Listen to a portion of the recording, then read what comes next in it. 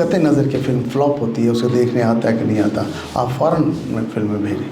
और यही हुआ कि वो ऑस्कर तक चले गए। जब से इंडियन फिल्में बंद हुई हैं, सिनेमा वाले हाथ पे हाथ धरे बैठे हैं, उर्दू हमारी फिल्मों को देखने ही नहीं जा रहा। आपने ऊपर से टिकट इतना महंगा कर दिया है। अगर आप अपनी फैमिली के साथ जाते हैं, 12-15 हज़ार रुपये आपको फालतू चाहिए, और उस फिल्म ने 35 रुपये की टिकट के साथ 40 करोड़ का ऑन रिकॉर्ड बिजनेस किया। अच्छा जी, पहले मैं अपना तारुफ करा दूं आपको, उसी में सवाल भी आ जाएंगे, और जो ख़ास तौर पे हमारी फिल्म इंडस्ट्री में जो उसके हवाले से परसेप्शन है,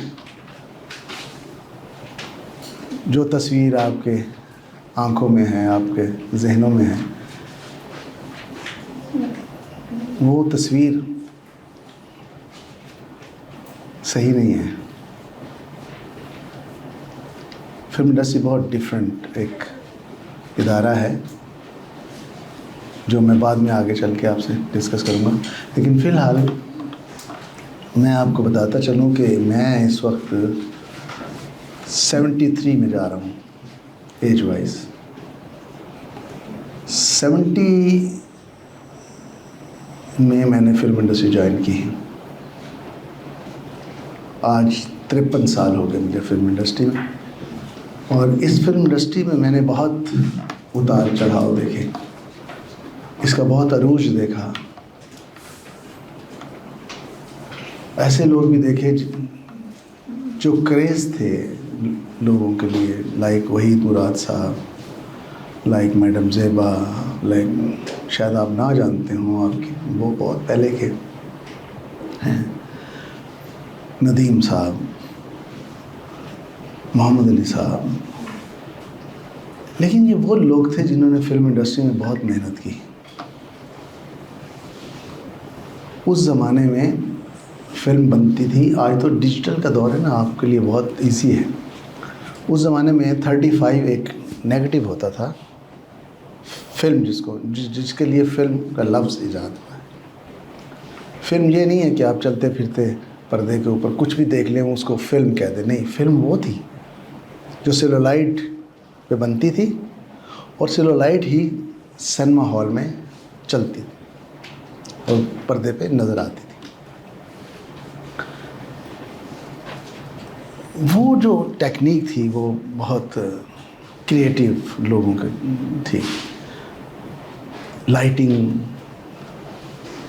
यानी एक हॉल, जैसे ये हॉल है तो 50, 60, 70, 80 लाइटें लगी हुई हैं। आज तो 2 लाइटों के साथ, कूल लाइट्स के साथ आप कर लेते हो। 70, 80 लाइटें लगी हुई हैं, और हीरोइन लाइक मैडम शमीम आरा, कैमरामैन ने उनको कहा कि यहाँ खड़े हो जाओ आप, मैंने आपका क्लोज लाइट अप करना है। तो खड़ी है आधा घंटा, वो लाइट्स लग रही हैं। यहाँ तक होता था कि स्किन जल जाती थी एक्ट्रेस की, लेकिन वो उफ नहीं करती थी, इसलिए कि उसको ये मालूम होता था कि ये मुझे खूबसूरत दिखाने के लिए लाइट हो रही है। आज की हीरोइन जो है, नाम लिए बगैर मैं कहूँगा, वो कैमरे के सामने बाद में आती है, और उसका जो मैनेजर होता है वो पहले कहता है कि जी मैडम ने जाना है, आप बस कर लें ना। वो लाइट ना, इसलिए आपको जो, अगर आप देखें ब्लैक एंड वाइट फिल्म्स देखें और आज की फिल्म्स देखें जो डिजिटल पे बनी हुई हैं, तो बहुत फ़र्क नज़र आएगा आपको। खैर, ये तो उनकी बात थी, मैं अपने बारे में, ताकि आप सवाल जवाब कर सकें।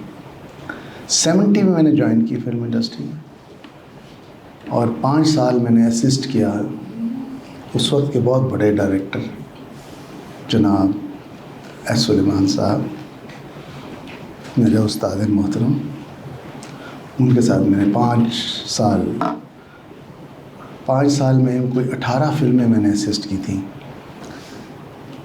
और वो फिल्में कामयाब भी थी, नाकाम भी थी। लेकिन मैंने अपनी मेहनत का सिर्फ एक वाक़या बताऊंगा आपको। मुझे 2 साल हो गए थे असिस्ट करते हुए, लेकिन मुझे कभी मेरे उस्ताद ने नाम भी नहीं लिया था मेरा। तब ऐसे उस्ताद होते थे, मुझे बुलाया भी नहीं था। मेरी ड्यूटी होती थी कि मैं जब शॉट रेडी हो तो मैं जाऊं और स्वीपर को बुला के लाऊं और वो जगह साफ़ हो जाए, खूबसूरत हो जाए और डायरेक्टर साहब शॉट ले लें। फिल्म थी मोहब्बत। गज़ल पिक्चराइज हो रही थी रंजिशी सही दिल्ली दुखाने के लिए, मेहदी हसन साहब की, मोहम्मद अली साहब पे पिक्चराइज हो रही थी। तो शॉट रेडी हुआ। अब ये ज़हन में रखिएगा कि मुझे तकरीबन 2 साल हो चले थे, मेरे उस्ताद ने मुझसे बात नहीं की थी। मैं पीछे खड़ा हूँ, मेरी यही ड्यूटी है कि जाऊँ और बुलाऊँ। तो शॉट रेडी हुआ और उनका, मेरे ऊपर जो असिस्टेंट थे उन्होंने कहा जाएँ बुलाएं स्वीपर को। मैं गया, वो कहीं और दूसरे सेट पे बिज़ी था, दूसरी शूटिंग पे। मैंने आगे कहा जी वो बिज़ी है, थोड़ी देर में आ जाएगा। वो गपशप होने लगी, मोहम्मद अली साहब, सुलेमान साहब मेरे उस्ताद आपस में बात कर रहे हैं। थोड़ी देर के बाद कहा जी फिर बुलाओ। मैं फिर गया, अभी वो फारिग नहीं हुआ था। मैंने कहा जी वो अभी बिज़ी है। तो मुझे आवाज़ आई मेरे कानों में मेरे उस्ताद की, यार ये कैसे होगा, एक शॉट के लिए हम बैठे हैं, मोहम्मद अली साहब ने जाना है, आप लोगों से एक स्वीपर अरेंज नहीं हो रहा। मैंने अपना स्वेटर उतारा, मैं एक गरीब सा लड़का था, स्वेटर उतारा, पानी में भिगोया और वो जगह जाके साफ़ कर दी। पहली बार उन्होंने मुझे देखा, शॉट हो गया, शूटिंग पैकअप हो गई, तो मुझे बुलाया गया। उस्ताद साहब ने बुलाया पहली बार अपने कमरे में, अपने ऑफिस में। तो मुझे देख के कहने लगे ये क्या हरकत की तुमने सेट पर। मैंने कहा जी आप इरिटेट हो रहे थे और टाइम था नहीं, तो मैंने आसानी के लिए मैंने कर दिया, आई एम सॉरी। कहते नहीं सॉरी कहने की ज़रूरत नहीं है, मैंने तुम्हें अप्रिशिएट करने के लिए बुलाया। ज़िंदगी में किसी काम के लिए वक्त ज़ाया ना करें, अगर आपके बस में है तो कर दें। तुमने जो किया है ये तुम्हें बहुत आगे ले जाएगा। और वही हुआ। कोई 20 साल के बाद जियो का प्रोग्राम था, उनके ऑनर में सुलेमान साहब की, तो उसमें उन्होंने आके मेरे लिए जो लफ्ज़ बोले कि आज मेरा शागिर्द मुझसे आगे बढ़ गया है। तो यह सुन के मुझे कोई खुशी नहीं हुई, मुझे तकलीफ़ हुई कि मैं अपने उस्ताद से आगे कैसे बढ़ सकता हूँ। मैंने जाकर उनको कह दिया, मैंने कहा ये आप क्या बात की सर, मैं आपसे आगे कैसे बढ़ सकता हूँ। कहने लगे तुम्हारी तसल्ली के लिए बताता हूँ, मेरे पास जो कुछ था वो तुमने देखा और तुमने अपनाया, वहाँ तक ठीक है। आगे जो तुमने खुद सोचा, खुद उसमें प्लस किया, तो तुम मुझसे आगे बढ़ गए। तो ये जहन में रखें, आपने आगे बढ़ना है। ये जो उस्ताद होता है, टीचर होता है, सिखाने वाला होता है, वो एक सीढ़ी है, जिस सीढ़ी के ऊपर चढ़ते चढ़ते चढ़ते आपने जंप करना है। बगैर सीढ़ी के जंप करेंगे आप मुंह के बल गिरेंगे, और वो शॉर्ट कटर्स होते हैं जो सीढ़ी पे नहीं चढ़ते। सीढ़ी पे चढ़ना, एक एक स्टेप सीखना, ये बहुत ज़रूरी है। आप बैसियत स्टूडेंट्स में आपको ये एडवाइस कर रहा हूँ। तो ऐसे ही हुआ। 5 साल के बाद मैंने बतौर राइटर पहली फिल्म लिखी 76 में। वो फिल्म बहुत कामयाब हुई, साल का बेस्ट जो अवार्ड है मुझे मिला।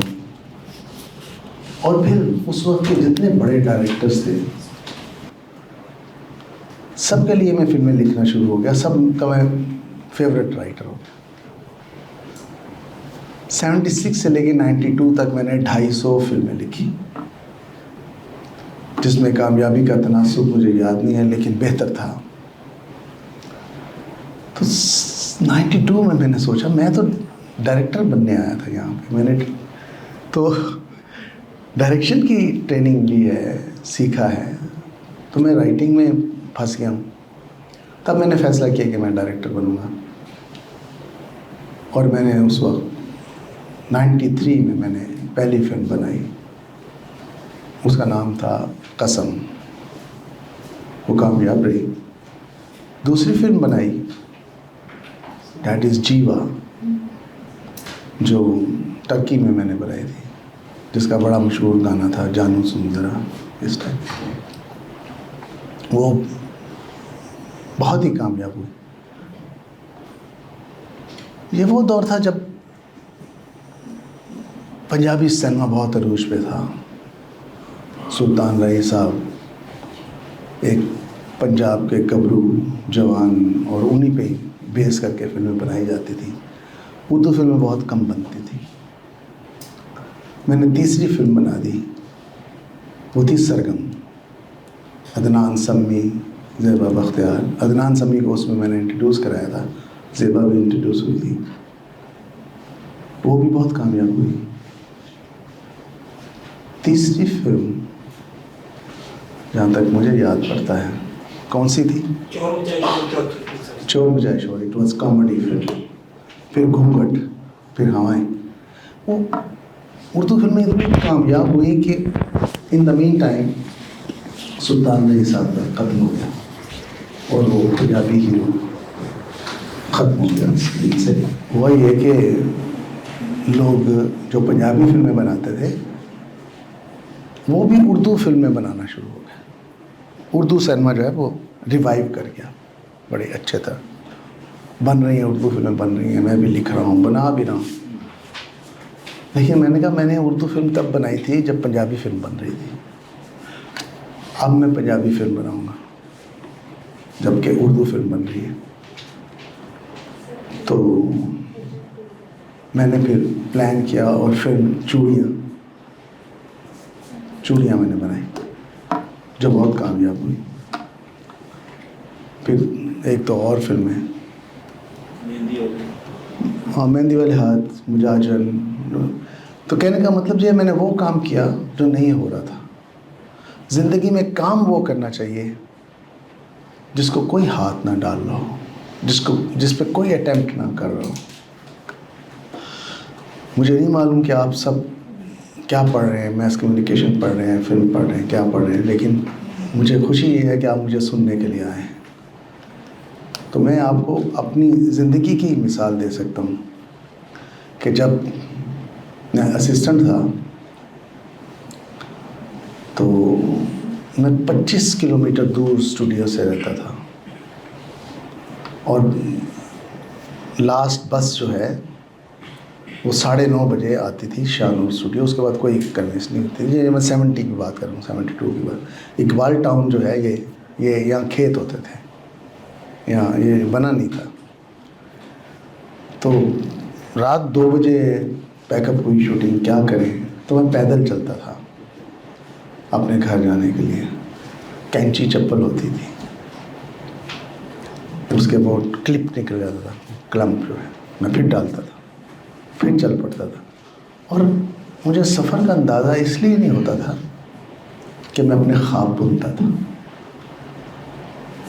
कि मुझे ये करना है, मुझे वो करना है, अपने आप को तैयार करता था।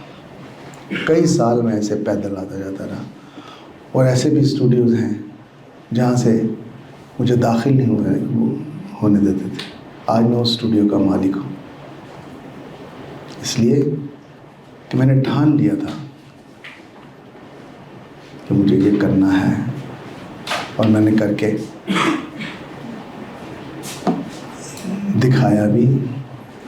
लेकिन अनफॉर्चुनेटली इस सारे पस मंज़र में फिल्म का जो परसेप्शन है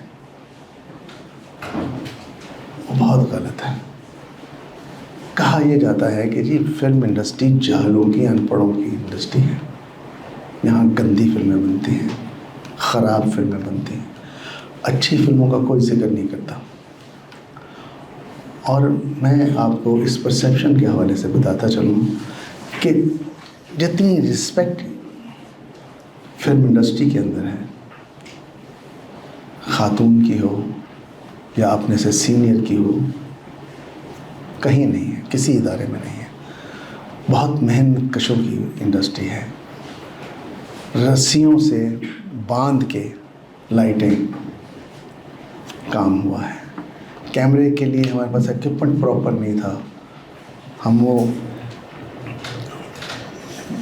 लकड़ी क्या बना के उस पर स्टैंड उस पर रख के हम शूट करते थे। हमें कहा जाता है जी हिंदुस्तान जैसी फिल्में क्यों नहीं बनाते। हिंदुस्तान एक प्रॉपर इंडस्ट्री है। हिंदुस्तान उस ज़माने में, जिस ज़माने में हमारे यहाँ 15 लाख की फिल्म बनती थी, वहाँ 3 करोड़ की फिल्म बनती थी। और जब हम 50 लाख की फिल्म बनाने लगे, वहाँ 10 करोड़ की फिल्म बनने लगी। जब यहाँ 1 करोड़ में आए तो वहाँ 50 करोड़ की या 100 करोड़ तक चले गए वो लोग। तो हम कैसे मुकाबला कर सकते हैं उनका। लेकिन फिर भी हमने किया। बहुत सारी फिल्में ऐसी रहीं जिन्होंने हिंदुस्तान की फिल्मों को बीट किया इंटरनेशनली, अवार्ड्स में, इधर उधर।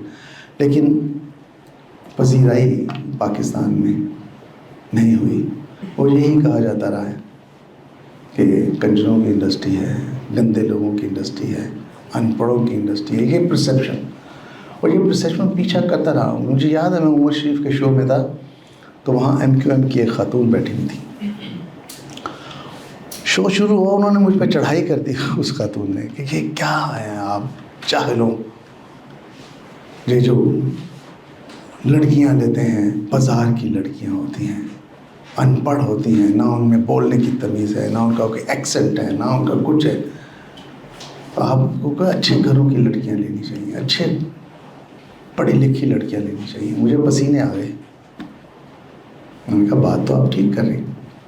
मैंने अभी भी फैसला किया है कि मेरी अगली फिल्म में आपकी बेटी काम करेगी। यकीनन वो पढ़ी लिखी भी होगी और उसका एक्सेंट भी अच्छा होगा। मुझे उसने झाड़ दी शर्म। मैंने कहा खुद ही आप कह रहे हैं अच्छे घर की लड़की आनी चाहिए, पढ़ी लिखी लड़की आनी चाहिए। तो ये डबल स्टैंडर्ड जो है, इसने हमारी फिल्म इंडस्ट्री को बहुत नुकसान पहुंचाया। वो यही लड़कियां सोचती रही कि फिल्म में जाएंगे डांस करना पड़ेगा, ये करना पड़ेगा।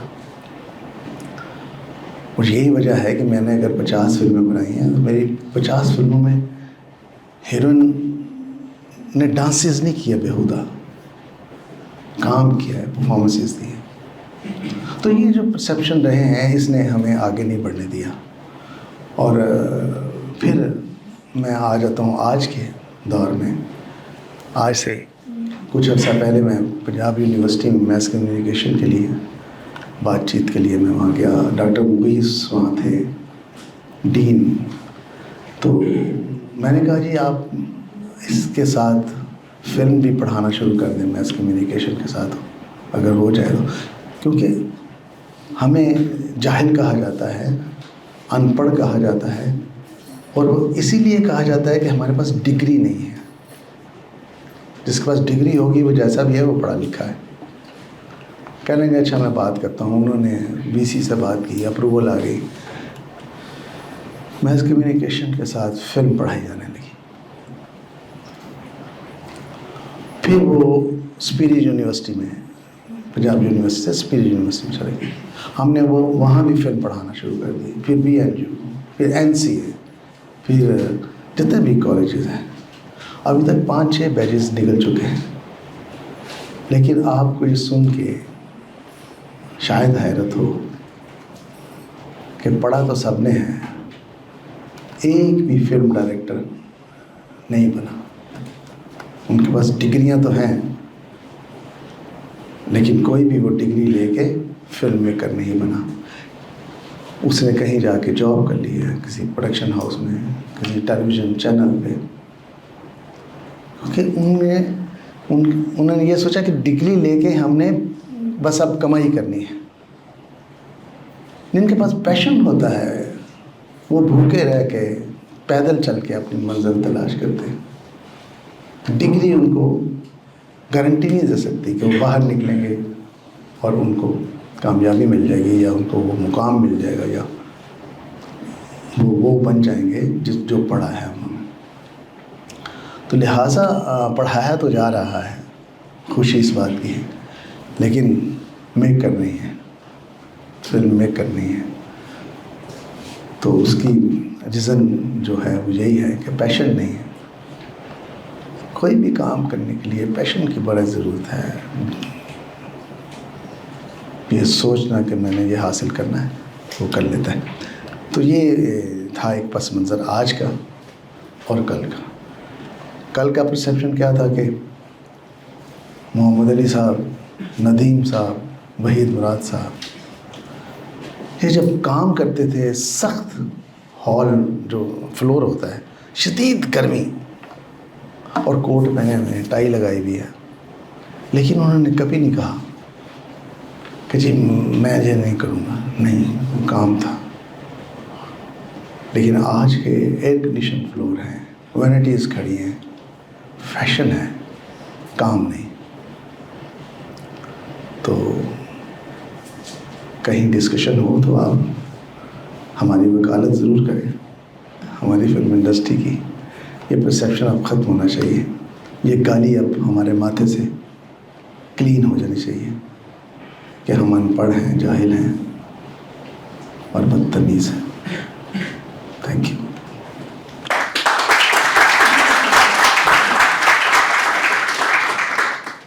ये मुख्तसर सी बातें थी। अब आपके डेफिनेटली परसेप्शन तो जब ही चेंज होता है कि जब सवाल होता है और उस सवाल को जवाब मिलता है।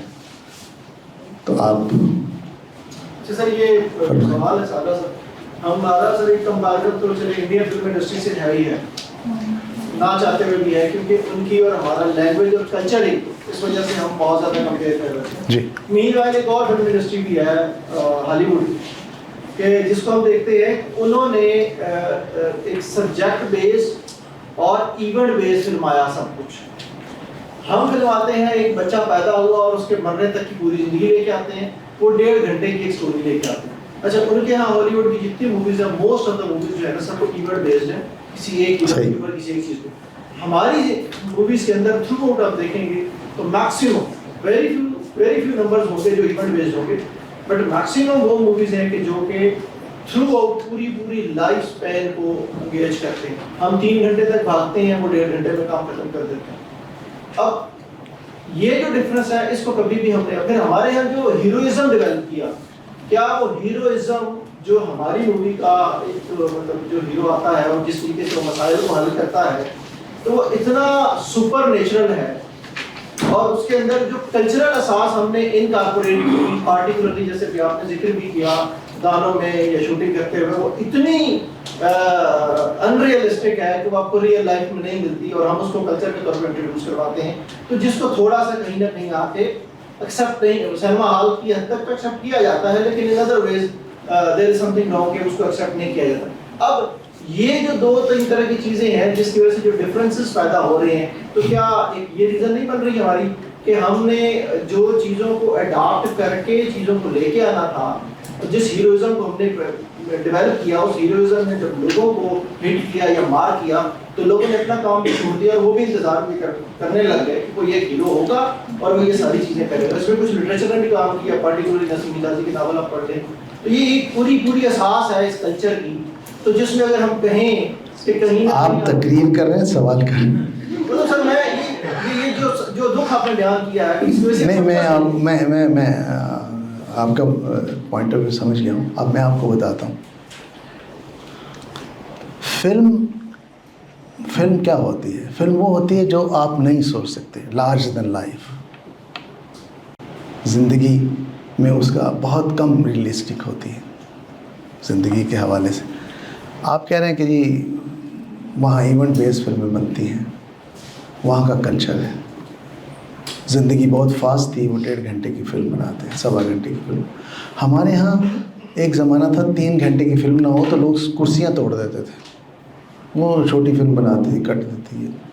तो हमें मजबूरन 5 गाने भी डालने पड़ते थे, 2 फाइटें भी डालनी पड़ती थी, सास और बहू का झगड़ा भी होना था, हीरो हीरोइन का रोमांस भी होना था, ये सब मसाला था।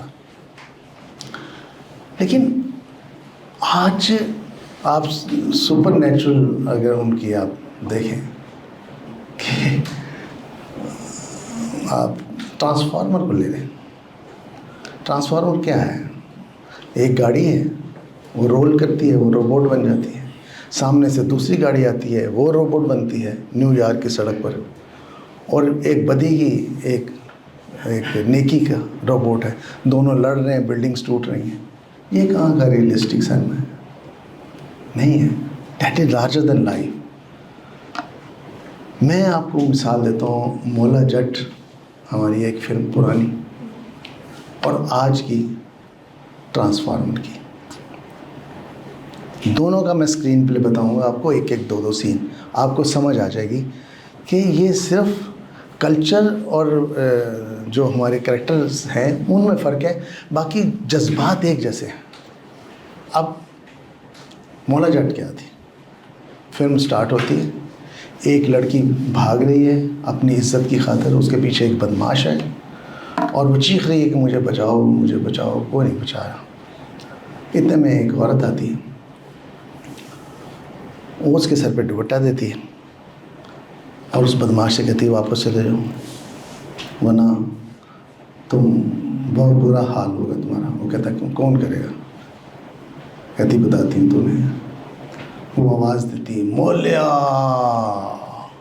तो एक घोड़ा नमूदार होता है। अब देखिए, अब शॉर्ट ज़हन में रखिएगा, लाउड है ये, घोड़ा आ रहा है, उस पर एक हाथ में गंडासा है उसके मोले के, एक पंजाब के बहादुर को हम दिखा रहे। वो आता है और उसको मारता है और लड़की को बचा लेता है।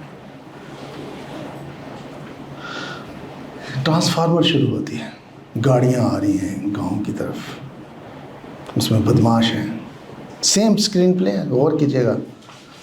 वो क्यों आ रही हैं कि ये एक रोबोट बनाने वाली कंपनी है, उनको पता चला कि एक आम से साइंटिस्ट ने एक रोबोट बना लिया हमारे मुकाबले में। वो गाड़ियाँ आती हैं, उसको पता चल जाता है, वो अपने रोबोट के ऊपर कपड़ा डाल के छुपा देता है उसको। तो वो आते हैं, उसको पूछते हैं कि वो कहाँ है रोबोट? कहते हैं जी नहीं है। कहते हैं हम मारेंगे तुम्हें। कहते मारेंगे। उसको मारते हैं, इधर उसकी बेटी आ जाती है, वो बाप को छुड़ाने के लिए चीखती है। फ़ोन के ऊपर कंपनी का मालिक है, जो लड़की की चीख सुन के अपने बंदों को कहता है कि यूज़ द गर्ल। वो लड़की को बालों से पकड़ते हैं, वो गन निकालते हैं, उसको मारने लगते हैं। वो लड़की चीखती है ज़ोर से और वो रोबोट जो है वो बाहर आ जाता है, वो मौला बाहर आ जाता है और उसको आके वो बचाता है। सेम सेंटिमेंट्स हैं, बट एटमॉस्फेयर का, माहौल का, जगहों का फ़र्क है। जज्बात वहाँ भी ऐसे ही हैं कि कोई पिट रहा है, कोई गरीब है तो उसकी मदद करें तो पब्लिक को अच्छा लगेगा। बाकी रह गई सुल्तान रही की बात। सुल्तान रही इतने बंदे कैसे मार देता है? तो मैं आपसे पूछता हूँ कि रैम्बो इतने बंदे कैसे मार देता है अकेला? रशियन आर्मी को तबाह कर देता है जाकर अफगानिस्तान में, वो कैसे कर लेता है? ये जो नहीं हो, मुझे किसी ने सवाल किया, आपको समझ आ जाएगी कि जी वो कौन सा गांव है जहाँ ये साइमा नाचती है, अंजुमन नाचती है, गाने गाती है, कहाँ गैरत होती है गाँव वालों की? किधर होते हैं वो लोग? मैं कहती ऐसा कोई गांव नहीं है। कहता तो फिर ये क्या है? मैं कही ये फिल्म है, ये फिल्म में लास्ट तक जो आप देखने के लिए जाते हैं, अगर आप देखने के लिए जाएंगे और वहाँ आपको मेरी तरह खड़े होकर एक बंदा आपको वाज कर रहा होगा, आपके वो स्पीच कर रहा होगा, कितनी देर आप बर्दाश्त करेंगे? नहीं करेंगे। तो एंटरटेनमेंट है, फिल्म इज़ एन एंटरटेनमेंट। आप एंटरटेनमेंट के लिए जाते हैं, चाहे वो कॉमेडी की सूरत में हो, चाहे वो एक्शन की सूरत में हो, चाहे औरत मजलूम औरत की सूरत में हो, वो भी एंटरटेनमेंट है। औरतें रोती हैं देख के जुल्म होते हुए, फिल्मों में हमने देखा। तो ये पहलू हैं। आप क्रिटिसाइज अपने आप को इस हद तक कर सकते हैं कि आपने क्या बनाया जी। ठीक है, हमने अपने बजट में, जो हमारा छोटा सा बजट है, आपको पता है 200 करोड़, 300 करोड़, 500 करोड़ की फिल्म बन रही है इंडिया में। हम 4 करोड़ की फिल्म बनाते हैं और उसके पैसे पूरे नहीं होते। हम कैसे उसके मुकाबले पे फिल्म बनाएंगे? ये कोई वो तो फिल्म तो है नहीं कि एक ग्राउंड है, एक जैसे बल्ले हैं, एक जैसा बॉल है। वो मुकाबला कर लेंगे। अब हमारे पास तो ना पैसे हैं, ना कैमरे हैं, ना टेक्निक है, ना एक्टर है, ना उसको प्रमोशन है उस जैसी वो करते हैं। तो मुकाबला बराबरी का होता है। वो कहते हैं, मेरा सवाल है कि हम लोग चले एक्शन वगैरह में, इंडिया कहती है कि हॉलीवुड का बजट ज़्यादा, हम उस तरह नहीं बना सकते, हम पाकिस्तानी कह रहे हैं इंडियन का ज़्यादा है, लेकिन सर जो हमारा जॉनरा था कॉमेडी का, सर हम उसमें तो भी आगे नहीं कर सके। अभी हमारे पास कितने मिसाल कॉमेडियन है, अगर आप पंजाबी इंडस्ट्री देखें इंडिया की, वो कितना ग्रो कर रही है। कैरी ऑन जट्टा 3 जो है वो पाकिस्तान में इतना ज़्यादा बिजनेस कर रही है, मौला जेट बिजनेस कर रही है इतनी ज़्यादा। तो सर देखने वाले तो यहाँ पे हैं, लेकिन मेरे ख्याल से कंटेंट का कोई इशू आ रहा है। नहीं, देखने वाले ही नहीं है, आपके पास ऑडियंस ही नहीं है। आप ये जो कैरी ऑन जट्टा की बात कर रहे हैं, ये मेरी फिल्मों की कॉपी है। सूरत जवाई, जो मैंने दुबई चलो सूरत जवाई लिखी, और वही सेम फिल्म कैरी ऑन जट्टा फर्स्ट जो है वो सेम है। और बाकी देखें, इंडियन फिल्म्स यहाँ चलती है, सब लोग जाते हैं देखने के लिए, भरे होते हैं सिनेमा। जब से इंडियन फिल्में बंद हुई हैं, सिनेमा वाले हाथ पे हाथ धरे बैठे हैं, उर्दू फिल्म हमारी फिल्मों को देखने ही नहीं जा रहा। तो ज़रूरत इस बात की है कि अपने सिनेमा को प्रमोट करें। मैं आपको एक छोटी सी मिसाल दे दूं, फिर मैं आपका सुनता हूँ। जब ये ईरान में हुआ रेवोल्यूशन, इमाम ख़मीनी इस्लामिक रेवोल्यूशन, तो वहाँ फिल्में ऐसे ही बनती थी हमारे जैसी होती हैं। तो जितने फिल्म मेकर थे वो भाग गए, उसको वो तो हैंग कर रहे थे हर तरफ आदमी को, इमाम ख़मीनी, और ये हमें भी मार देगा, हमने गंदी फिल्में बनाई, तो छुप गए। लेकिन जब वो सारी मिनिस्ट्रीज़ बना के उस कल्चर मिनिस्ट्री पे आए, तो उनका ये फिल्म मेकर्स को बुलाओ। अब जो थोड़े बहुत बच गए थे उनको पकड़ के ले आए। वो कहते आप डर क्यों रहे हैं? इसलिए डर रहे हैं कि आप बुरी फिल्में बनाते थे जी, अब आप अपने दिल से खौफ निकाल दें। मैंने आपके लिए एक इदारा बनाया है, फराबी, बेपनाह मैंने दौलत रख दी है उसमें। आप बनाएं फिल्में, अपने ईरान के कल्चर को डेवलप करें, अपने ईरान की जो कुव्वत है उसको दिखाएं, सोशली अपने आप को ऊपर लेके जाएं।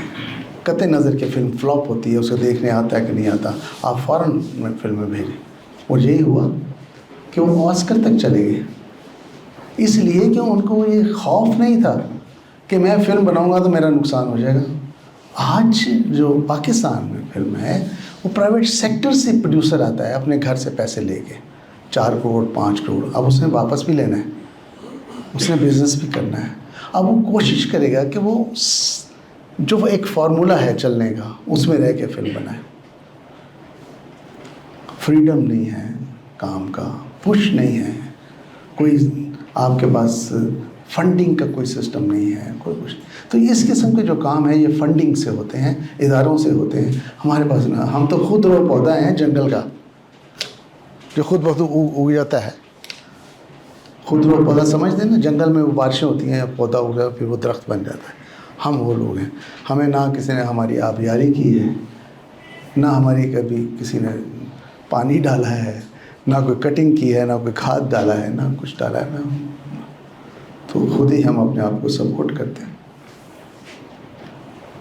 आप लोग कर सकते हैं, आप लोग सपोर्ट कर सकते हैं, आप लोग करें, जाएं फिल्में देखें। अब मैं सोच रहा हूँ कि मैं एक फेस्टिवल करूँ जिसमें ईरानी फिल्म्स हों, पाकिस्तानी फिल्म्स हों, टर्किश फिल्म्स हों, उसमें बहस हो, आप सब लोग आएँ, उसमें फिल्में देखें। अब मैं जैसे ईरानी फेस्टिवल्स में जाता हूँ वहाँ, तो आप यकीन करें, आप जैसे स्टूडेंट भरे होते हैं फेस्टिवल में, डिबेट्स हो रही हैं, डिस्कशंस हो रही हैं, दुनिया जहान का सिनेमा देखने को मिल रहा है। हमारे यहाँ अपनी फिल्में देखने को नहीं मिल रही। हम सिर्फ एतराज़ करते हैं, हम सिर्फ उंगली उठाते हैं, हमने कभी शोल्डर पे हाथ नहीं रखा। Backup never. हमारे कुछ नए डायरेक्टर्स आए हैं जो मतलब फिल्म और ड्रामा इनमें फ़र्क होना चाहिए, तो कुछ ऐसी मूवीज़ बनाते पता नहीं चलता कि ये टीवी सीरियल है या मूवी है। वो थोड़ा सा उसमें मसला है। तो मैंने जैसे बताया ना, फिल्म लार्जर देन लाइफ। जो आप नहीं सोच सकते ना, जो नहीं सोच सकते वो फिल्म है, जो आप सोच सकते हैं वो टीवी ड्रामा है। तो ये जो हैं कराची वाले, मैं तो इनको दुआएं देता हूँ कि इन्होंने फिल्म इंडस्ट्री को बचा लिया। बना तो रहे हैं ना फिल्में। अब मसला उनका ये है कि उन्होंने एक तो खुद टीवी से हैं, फिर वो कास्ट जो है वो टीवी की ले लेते हैं, फिर उनका कोई काम करने का तरीका भी ड्रामा जैसा है, इसलिए वो फिल्में जो हैं, अब उनको नए एक्टर्स तलाश करने चाहिए जो फिल्म के एक्टर्स हों, और तब फ़र्क नज़र आएगा ड्रामे में और फिल्म में। Sir I have a question. जी प्लीज़। जिस तरह इंडिया में और हॉलीवुड में नए आने वालों को चांस दिया जाता है, प्रॉपर्ली एक तरीकाकार होता है।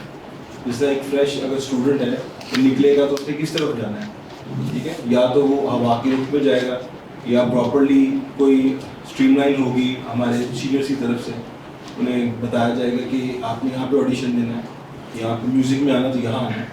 नथिंग। नहीं, मैंने पहले आपसे कहा है कि आप में स्ट्रगल का पैशन होना चाहिए। अब आप क्या समझते हैं, स्पीलबर्ग जो है वो वहाँ कॉलेज से निकला और आते ही उसने बना दी ईटी? नहीं, उसका एक लंबा सफ़र है। उसको कोई स्टूडियो में घुसने नहीं देता था।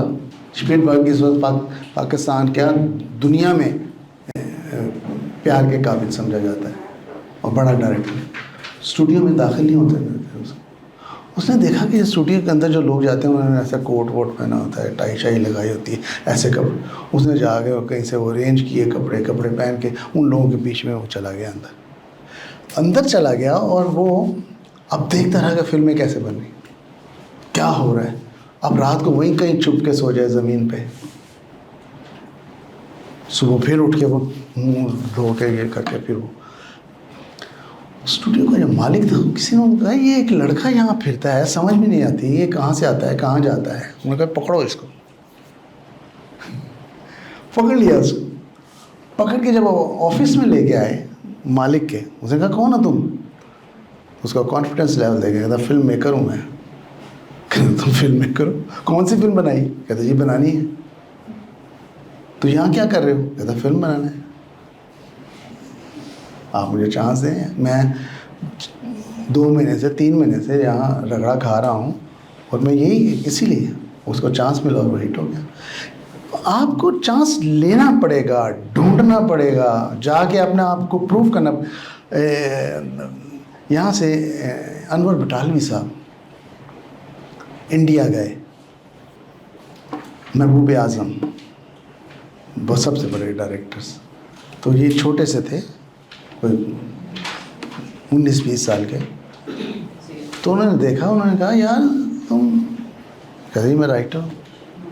कहते तुम दिखाई तो तुम नहीं दे रहे। तो उन्होंने कहा मैं देखने की नहीं, सुनने की चीज़ हूँ। तो उन्होंने सुनाया वहाँ पे, बन गई अनमोड़ कड़ी।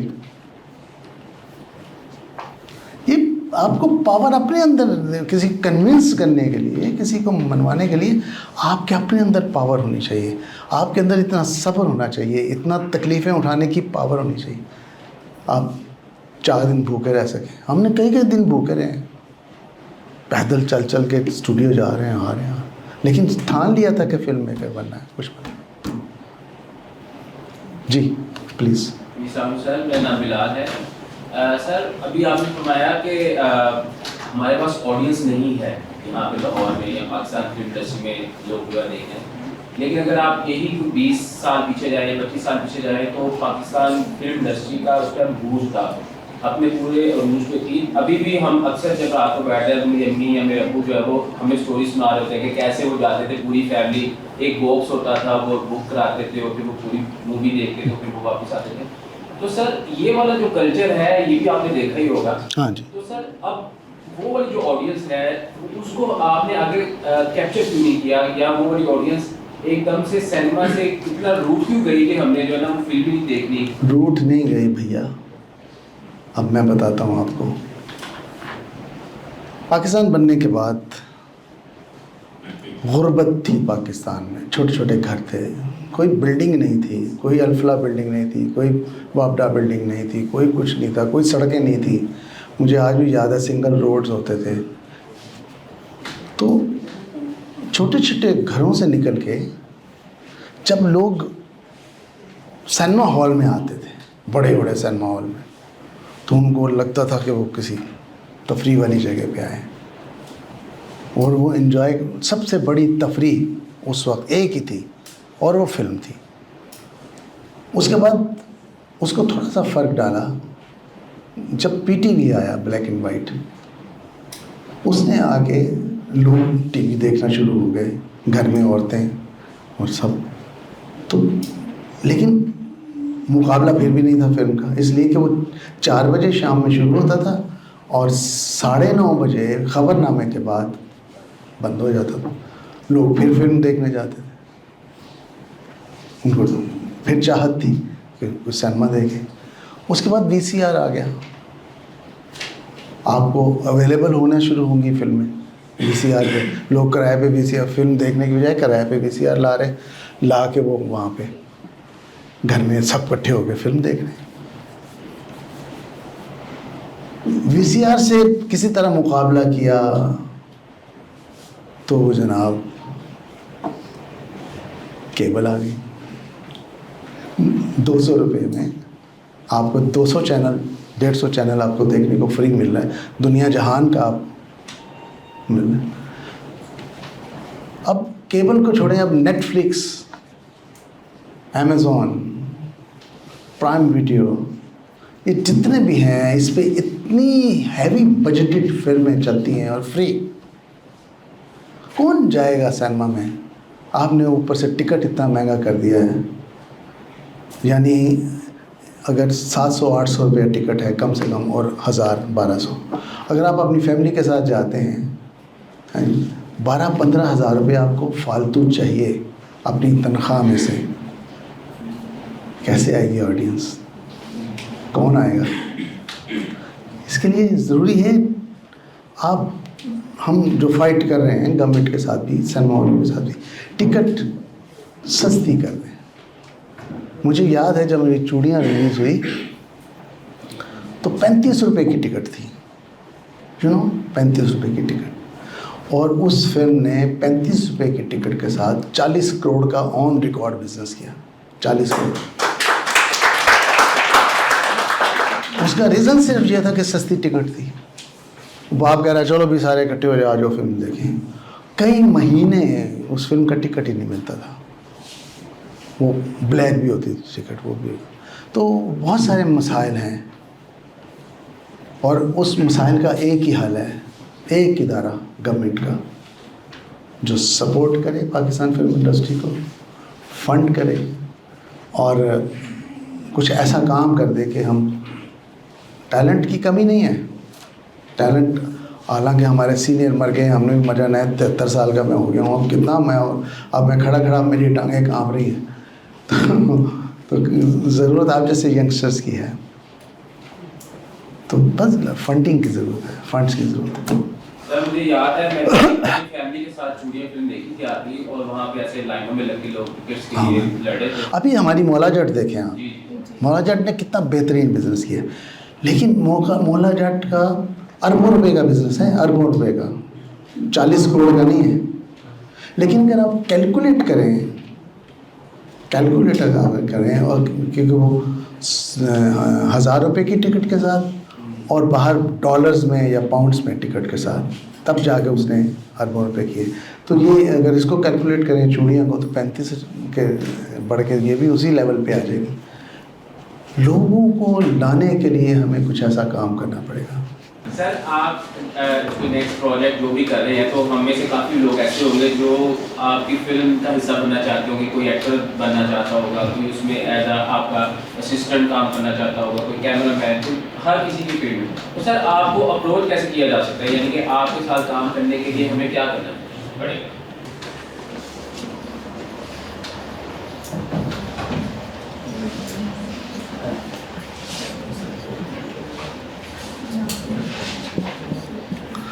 आप इस पर रब्ता कर सकते हैं, जिसको चाहिए नंबर।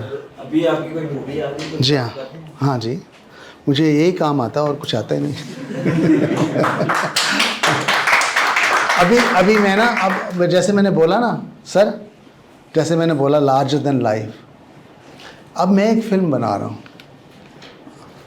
आपसे वैसे मशवरा भी करूँगा। उसका नाम है ललकारा सिंह इन लाहौर।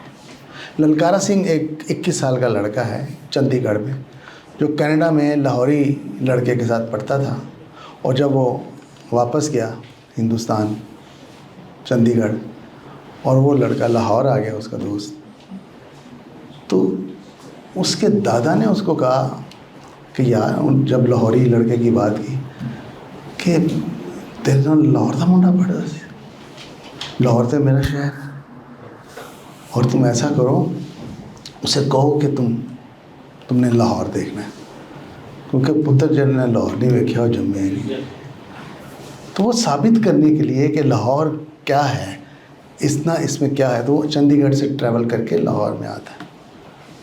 ललकारा सिंह इन लाहौर। अब लाहौर में फिर उसके साथ क्या होता है, दैट इज़ द फिल्म।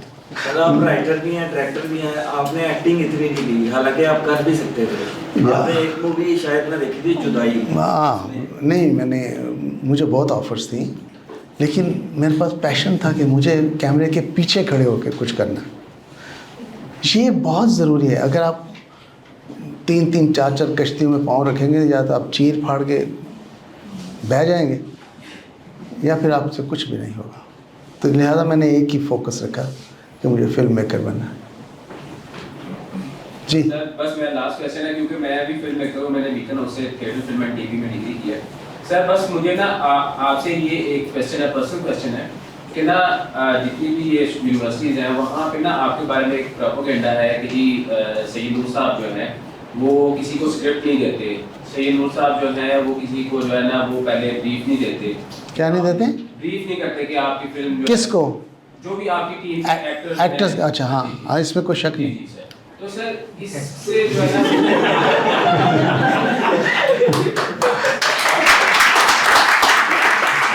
मेरा असिस्टेंट बैठा है यहाँ पे, खड़े हो जाओ।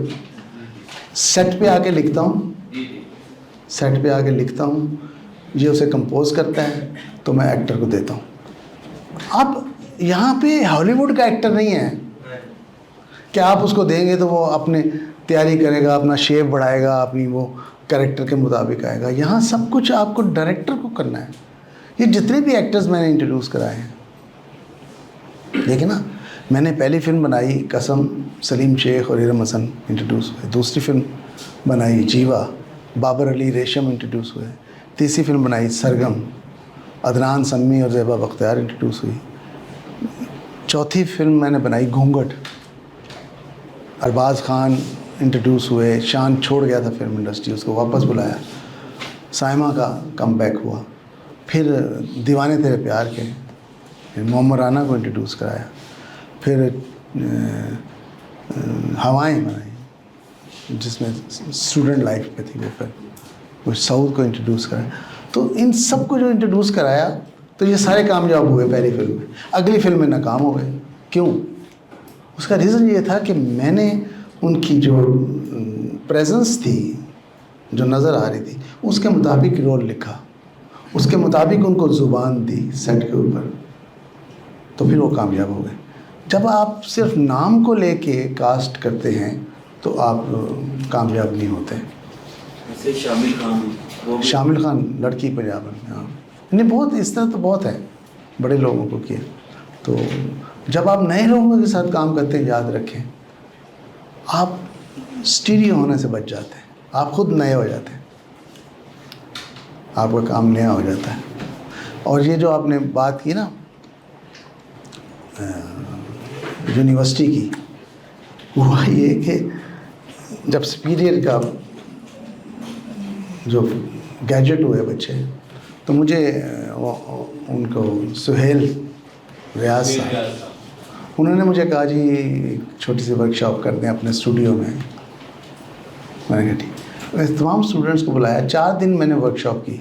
मैंने प्रोफेशनल कैमरा रख के, उनके लेंसेज रख के, उनको कहा आंख लगाएं, देखें क्या इफ़ेक्ट आ रहा है, क्या हो रहा है, स्क्रीन प्ले ऐसे होता है, ये टेक्निकल जॉब है। ये कोई भी बड़ा से बड़ा नावल निगार स्क्रीन प्ले नहीं लिख सकता, क्योंकि ये प्योर टेक्निकल जॉब है। वो बच्चों ने कहा जी 4 साल तो इंसान कुछ समझ नहीं आई, 4 दिन ही बड़ी समझ आई है। तो कहने का मतलब ये फिल्म मेकिंग जो है पढ़ने से ज़्यादा प्रैक्टिकल करने से आती है। तो आपको मैं जो जिनमें शौक़ है उनको आके जो डायरेक्टर्स हैं, जो जितने भी हैं, जैसे भी हैं, उनके साथ असिस्ट करना चाहिए। नालायक डायरेक्टर के साथ ज़्यादा बंदा सीखता है।